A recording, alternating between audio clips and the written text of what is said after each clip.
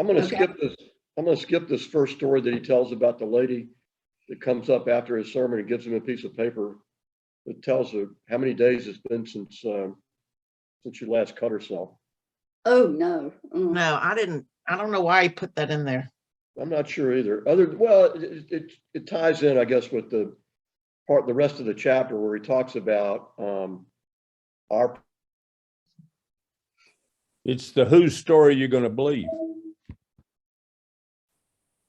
Whoops. Oh, Toby, you're frozen. I don't even see him anymore. Yeah, I I do. see him, but he's I frozen. see him frozen, yeah. Hey, Laura Flaherty. Good morning. How are you? Doing okay. I call Ellen. Yeah, that's a good idea. Hmm. Now they got the expensive, wonderful internet that works all the time. Ho, ho, ho. Yeah. Laura, did you like this book? I did. I did too. Yes, I very much. I got something said. I'm the host now. I don't know why I'm here, Hey, that's not working. but Toby's gone. Okay, bye. So I'm the host. She's coming back in to fix it. Right. Good. Poor Ellen. Golly. So what do we want to talk about in Toby's absence? We can talk about him all we want right now. Well, I'm so grateful he agreed to do this book. Me too. And I'm sad that there aren't many people here. I think it's because it's so close to Christmas. Yeah. People get busy. Plus, when we broke for Thanksgiving, you get out of the routine. Yeah, exactly. So true. What do you And say? he's had so many internet problems too. Right. Frustrating. You said when we broke for Thanksgiving. What now? I didn't You catch get it. out of the routine. We didn't Oh, meet okay. on the Thursday of Thanksgiving. Yeah. And it was after that we started losing people. I think too, I don't know if they've changed it yet, but they were doing the Sunday school class for the children every other week, which I Ooh. think is just a killer because Yeah.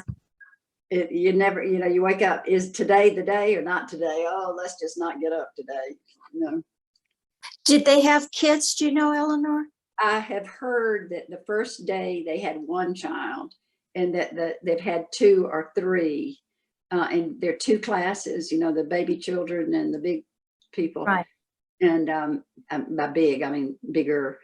And I was told by Lawson that the group, whoever the group is going to meet to determine, are we doing this right? And that she was hopeful that maybe at that point the teachers would agree to do it every week. So based on the data you just provided, it sounds like things are trending up. That's right. They doubled in 1 week. Okay, well, y'all said that I was frozen, and what happened right after that is all of you got frozen, and then we all went away. But now we're back. We froze together. Oh, wow. Thank you, Ellen. Thank you all. So I'm going to start with the story he tells about. Well,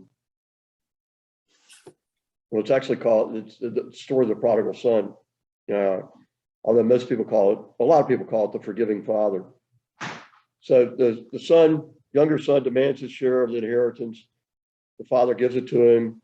He goes away, spends all the money, and then it comes back and the father welcomes him. So he says, this is on page 165. The younger brother tells a story. He's convinced he's no longer worthy. There's Ginger. That's what we were missing, Ginger. Just late. The younger son says he's convinced he's no longer worthy to be called his father's son. It's stunning then when he gets home and his father demands that the best robe be put on him and a ring placed in his finger and sandals on his feet. Robes and rings and sandals are signs of being a son. Although he's decided he can't be a son anymore, his father tells a different story. The younger son has to decide whose version of the story he's going to trust, his or his father's. He has to choose which one he will live into, which one he'll believe, which one he'll trust. Same, it turns out, for the older brother. He too has his version of his story. He tells his father, all these years I've been slaving for you and never disobeyed your orders, yet you never gave me even a young goat so I could celebrate with my friends. So much in so few words. One senses he's been saving it up for years, and now out it comes with venom. First, in his version of events, he's been slaving for his father for years. That directly contradicts the few details we're given about the father, who appears to be anything but a slave driver. Second, he says his father's never even given him a goat. A goat doesn't have much meat on it. I'm not an expert on that part. So even in conjuring up an image of celebration, it's meager. The kind of party he envisions just isn't that impressive. What he reveals here is that it's what he really thinks about his father. He thinks he's cheap. Third, he claims that his father has dealt with his brother according to a totally different set of standards. He thinks his father is unfair, and he's curious about it. And I think we would probably all say, if we were in his place, we would say the same thing. Yeah. The father isn't rattled or provoked. He says, you are always with me, and everything I have is yours.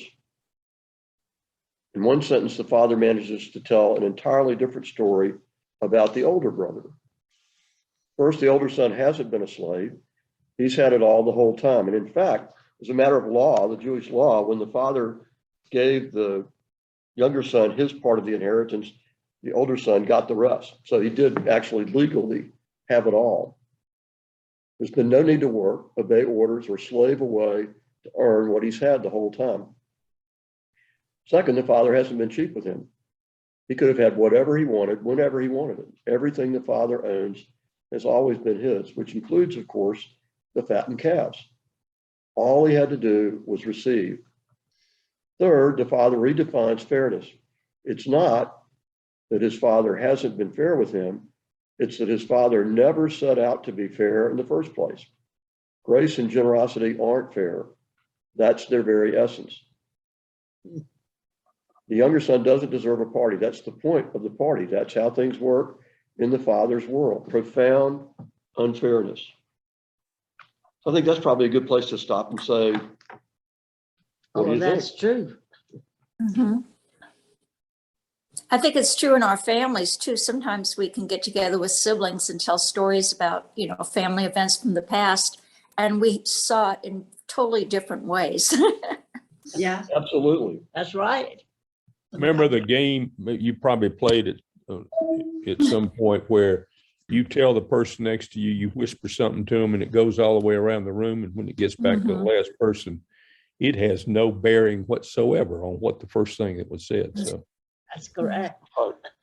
The first person describes a dog, and by the time it comes around, it's an elephant. or it's a Around it. machine, or it's not even. Yeah, right. I mean, Or worse than anything, it's a mosquito. yeah, I and thought, everybody's itching. We all tell our own stories, and sometimes it's hard to convince ourselves that our story isn't the true story. and sometimes the story changes. I was thinking about our huge family, the older ones and the younger ones. We had the same parents, but they were different people by the time they had 16 years of childbearing. The younger ones and the older ones saw mama and daddy differently. But you're talking about when everybody sees the same thing, thinks differently, that something different happened during that occasion. I thought about the God not being fair, which is, I think, a big biblical tenet. The laborers who got paid the same late in the day as early in the day, and Right. those early guys were saying, just like the older brother, "Whoa, this is not fair," and so it's true that God's fairness is so much better than what we think is fair. Yeah, that's the story that really brings this out the best, the story of the laborers. And picking them through the day, and they all get paid the same amount, which is just what they need, a day's wage, right? Just what they bargained for. Right, exactly. So thank God, God isn't fair. Right. What is fair anyway? Our fairness is different than God's fairness. Well, but fair is kind of like beauty. It's in the eye of the beholder. That's right. There you go. So picking up at the bottom of page 168, what the father does is retell the older brother's story, just as he did with the younger brother. The question then is the same question that's confronted the younger brother. Will he trust his version of his story or his father's version of his story? Who will he trust? What will he believe? The difference between the two stories is, after all, the difference between heaven and hell. Now, most images and understandings of people and the understandings of people have of heaven and hell are conceived in terms of separation, two different places far apart from each other. This makes what Jesus does in this story about the man and his two sons particularly compelling. Jesus puts the older brother right there at the party, but refusing to trust the father's version of his story, refusing to join in the celebration. This is a good one. Hell is being at the party. That's what makes it so hellish. It's not an image of separation, but one of integration. In this story, heaven and hell are within each other, intertwined, interwoven, bumping up against each other. In the story Jesus tells, he's at the party with the music in the background. The older brother is at the party with the music in the background, the celebration going on right there in front of him. There's much for us here about heaven, hell, and the news that is good. First, an observation about hell. Hell is our refusal to trust God's retelling of our story. And this always reminds me, Eleanor knows this, going back to the C.S. Lewis book of all the people get taken to heaven every day, and they can stay there or they can get back on the bus. They all get back on the bus. Most of them get back on the bus every day. We all have our version of events, who we are, who we aren't, what we've done, and what that means for our future, our worth, value, significance, the things we believe about ourselves that we cling to despite the pain and agony they're causing us. Some people are haunted by the sins of the past, flaws, failures, shame like a stain that won't wash out. For others, it isn't their acute sense of their lack or inadequacy of sins. It's their pride, their ego. They're convinced of their own greatness and autonomy. They don't need anybody. We believe all sorts of things about ourselves. What the gospel does is confront our version of our story with God's version of our story. It's brutally honest, exuberantly liberating story, and it's good news. It begins with a sure and certain truth that we are loved. That in spite of whatever has gone horribly wrong deep in our hearts, God has made peace with us. Done, complete. As Jesus said, it is finished. We're now invited to live a whole new life without guilt or shame or blame or anxiety. We're going to be fine. Jesus tells us that's what he has the Father say. You're always with me, and everything I have is yours. Again, then, we create hell whenever we fail to trust God's retelling of our story. This story, the one Jesus tells about the man with two sons, has everything to do with our story. Millions of people in our world were told that God so loved the world, God sent his son to save the world.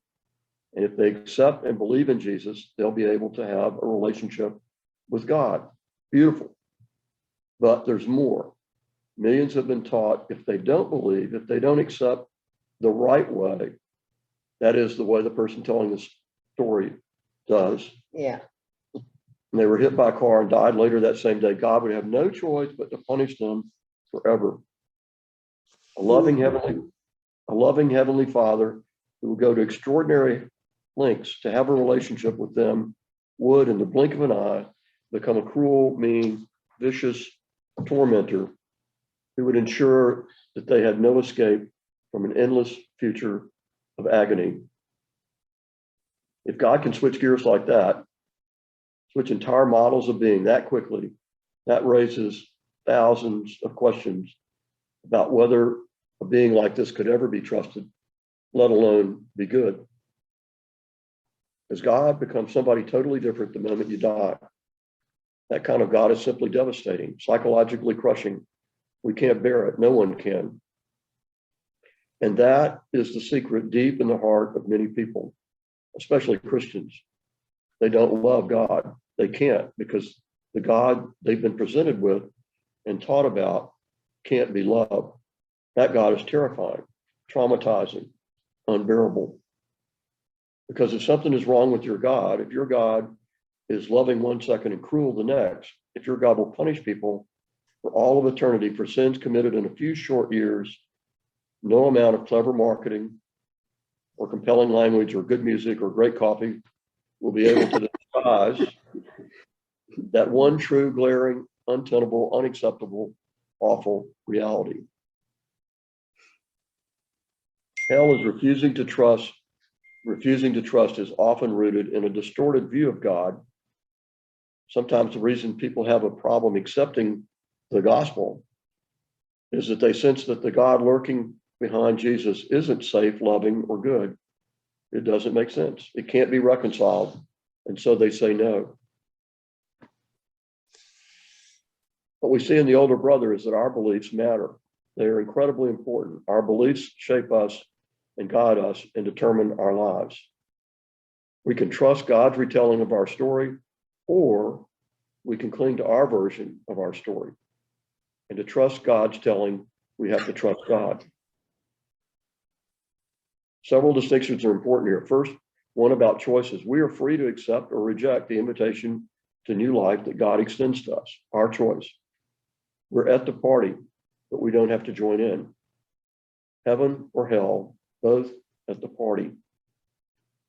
There are consequences for the older brother, just as there are for us. To reject God's grace, to turn from God's love, to resist God's telling will lead to misery. It's a form of punishment, all on its own. This is an important distinction because in talking about what God is like, we cannot avoid the realities of God's very essence, which is love. It can be resisted and rejected and denied and avoided, and that will bring another reality, now and then. God has no desire to inflict pain or agony on anyone. God extends an invitation to us, and we're free to do with it as we please. Saying yes will take us in one direction, saying no will take us in another. We do ourselves great harm when we confuse the very essence of God, which is love, with the very real consequences of rejecting and resisting that love, which creates what we call hell. Yeah. And maybe that's another good place to stop and say, what do you think? Irv, this is all about you. No, it's all about God. I know that. All your love. I'm loving it. I'm loving it. No pun You're intended. loving it. Well, I think it's such a sad image to me of being at the party and for one reason or another not joining in. That just makes me incredibly sad. Yeah. But you see it all the time. I mean, we see it Yeah. in ourselves. Yeah. You know, it goes back. I remember we studied a book by Desmond Tutu some years ago, and we ought Joy. to put that on the list to study again. I mean, it was a good It book. was good. But the thing I remember just really made a mark on me is that, you know, God made us free to make our own choices. He could have made us where we love everybody and all that, but he chose not to do that because that really kind of went against everything. And so this whole essence of, you know, we have to make our own choices, I think is an important part of understanding. It is, to me, important part of understanding everything, but understanding our relationship with God and much, much more. And that's kind of the essence of what this is right here. So we make our choices that we're gonna have fun at the party and that sort of thing. And we make our choices to love. We make our choices about everything. And that's a very fundamental thing about the way God created the world and created man. I think that Yeah, it's like with our respond- children, we try to guide our children to make the right choices, but we can't tell them what to do. They Right. won't listen. Right. Yeah, we got to be careful. They'll do the opposite. So The thing that's hard for me to understand is why you wouldn't make the choice of God. I mean, Oh, if you've been I can speak to that. exposed to it, like Kate says, those that are not exposed to Jesus or God, but if you've been exposed and you've learned about it, it's just hard for me to understand the choice to not join in the party, or however you want to word it. well, when you say that, it makes me think about, well, why do people choose not to get vaccinated or not to wear a mask? I mean, it makes so much sense, but it's a question. Are we, and this book, I think, has talked about this a lot, at least our daily devotional thing has lately, about how if we're either God's in control and God's the center of our world, or we are. And when we are the one that makes the rules, and we decide we're not guided by God, and we're not guided by love. I'm not saying it quite so well, but you know what I'm saying, I think. And so that is kind of my reaction to your question, Carol. And my reaction is that I do know that God is love. I do trust God, but then something happens that I am hurt by something that someone has done. And it really makes me mad. And I try to forgive right away, because that's what God's told me, forgive readily. But I sometimes can't do that right away. And so I'm choosing to go away from God by not being able to forgive immediately. Sometimes I get there, but it takes me time sometimes. And so I think that's how you can be on the path, and suddenly you're off into some little rabbit trail. I guess I'm not perfect. Well, I agree with that. And two, fear is another thing. I think that in the Bible it keeps saying, do not fear. But when we fall into fear, that definitely takes us away from God. True. Yeah, I think some people would say that fear is actually the opposite of love. Yeah. But the thing I was thinking about when Carol's putting her question out was Adam and Eve. Why did Adam and Eve had everything? They just couldn't have the fruit of the tree in the middle. But that's what they went to do. That's what they chose.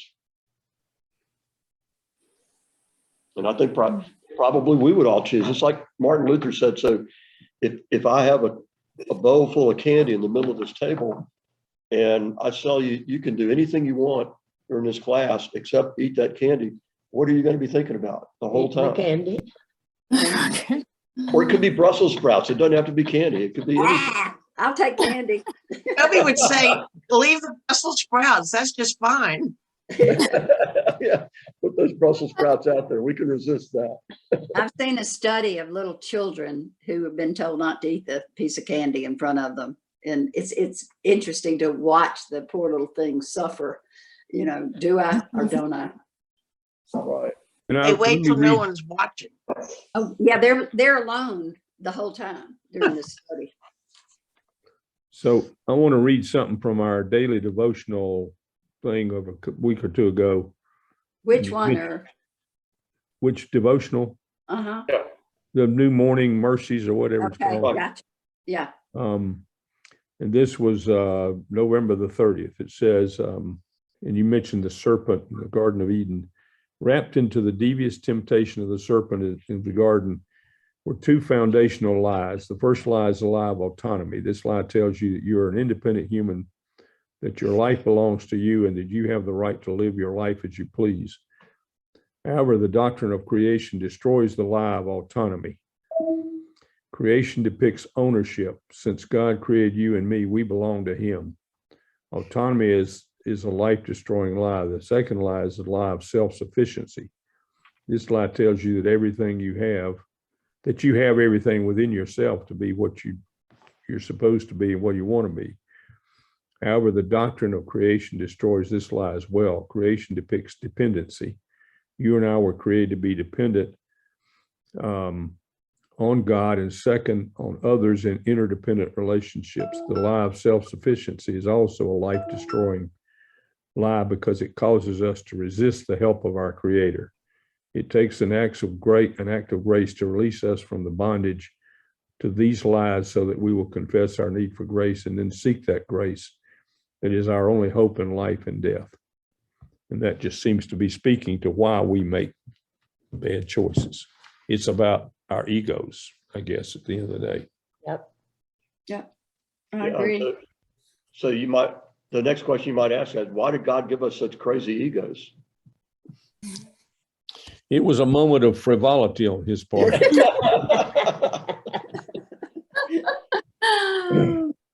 Yeah. Just like when he brought the second mosquito on the ark. Same deal. Cockroach. Pick it up again on page 178. Another distinction to be clear about: one between entrance and enjoyment. God is love, and love is a relationship. This relationship is one of joy, and it can't be contained. Jesus invites us into that relationship, the one at the center of the universe. He insists that he's one with God, that we can be one with him, and that life is a generous, abundant reality. So when the gospel is diminished to a question of whether or not a person will get into heaven, that reduces the good news to a ticket, a way to get past the bouncer and into the club. The good news is better than that. I like that. When the gospel is understood primarily in terms of entrance, rather than joyous participation, it can actually serve to cut people off from the explosive, liberating experience of the God who is an endless giving circle of joy and creativity. Life has never been about just getting in. It's about thriving in God's good world.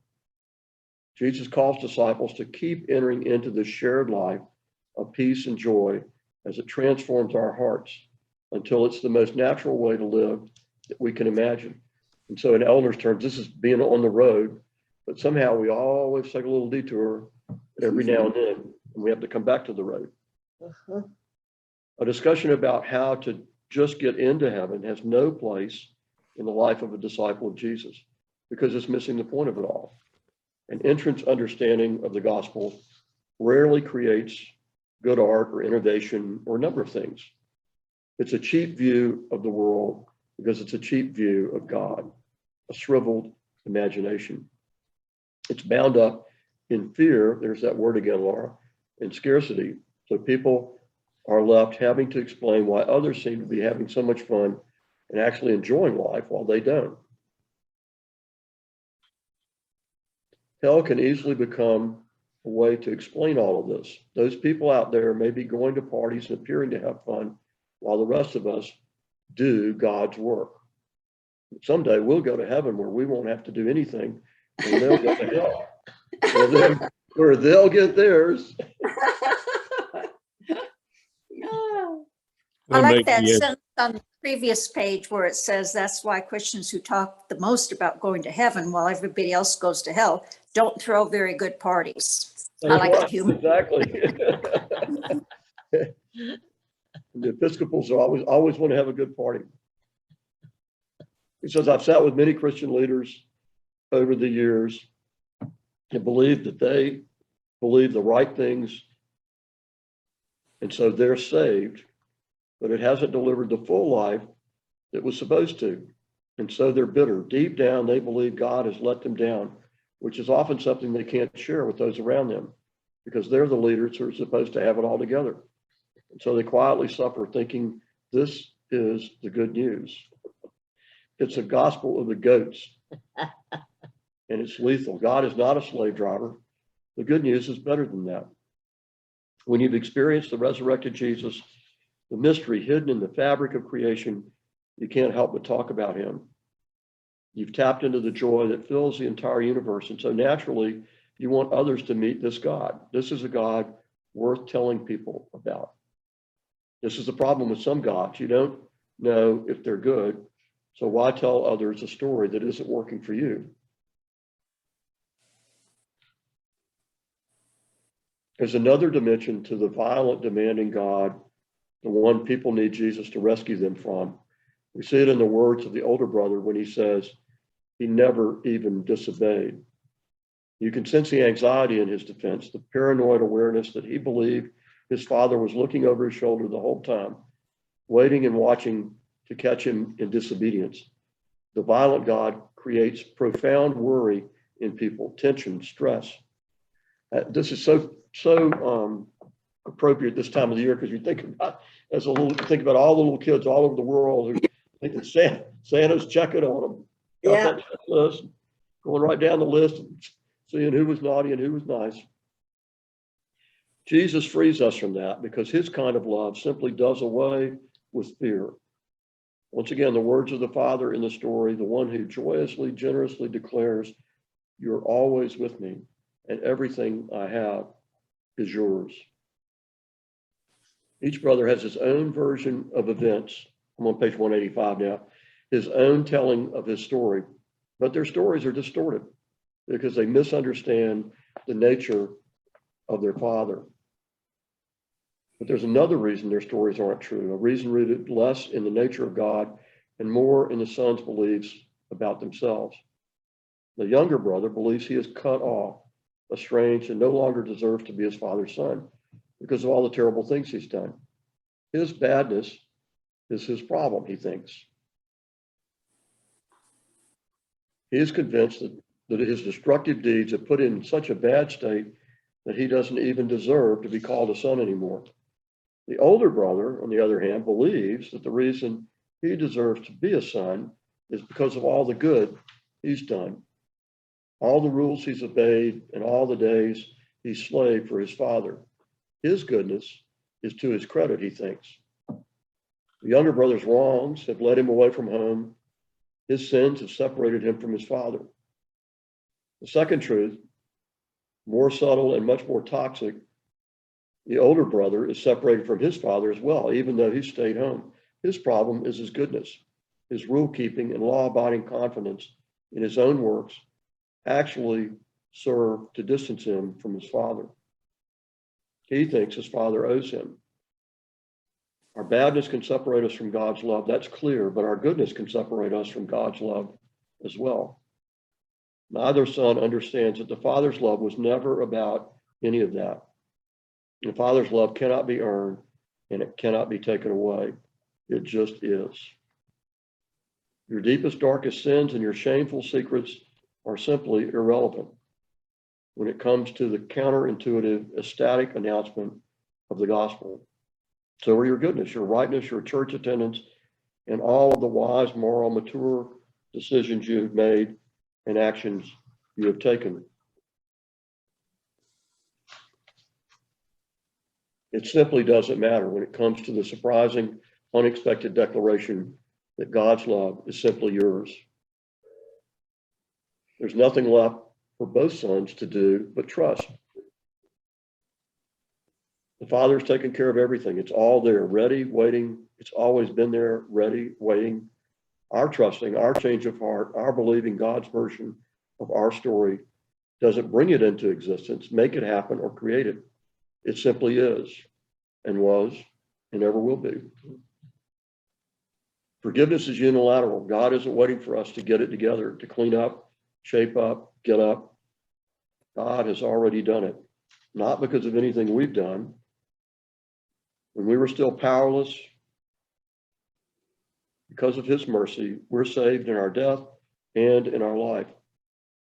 In our release of the ego and in our clinging to it, in our smallness and in our bigness, Jesus meets and redeems us in all the ways we have it together and all the ways that we don't. And all the times we proudly display for the world our goodness, greatness, and rightness. And in all the ways we fall flat on our faces. It's only when you lose your life that you can find it, Jesus says. The only thing left to do is trust. Everybody's already at the party, heaven and hell, here, now, around us, upon us, within us. And then the very last thing in the story goes back to the lady at the beginning of the chapter. We hand God our piece of paper and we listen while we're told a better story, because the good news is better than that.